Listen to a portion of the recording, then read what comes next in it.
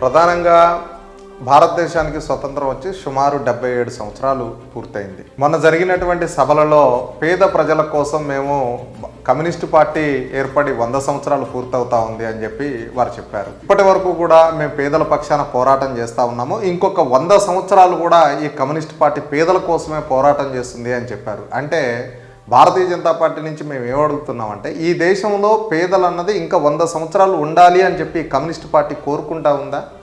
భారతదేశాన్ని ఒక పేద దేశంగానే, ఇప్పటికే కమ్యూనిస్టులు అభివృద్ధి నిరోధకులుగా పేరుంది. భారతీయ జనతా పార్టీ కావచ్చు, ప్రీతమ ప్రధాని నరేంద్ర మోడీ గారి యొక్క నేతృత్వంలో దేశం అభివృద్ధి కోసం, సంక్షేమం కోసం ఏ విధమైన నిర్ణయాలు తీసుకున్నా దాన్ని మొదటగా వ్యతిరేకించేది ఈ యొక్క కమ్యూనిస్టులు.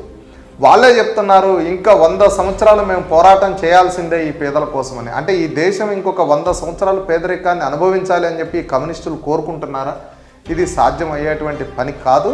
ప్రీతమ ప్రధాని నరేంద్ర మోడీ గారి యొక్క నేతృత్వంలో దేశం ఇప్పటికే అభివృద్ధి పదంలో ముందుకు తీసుకుపోతూ ఉంది.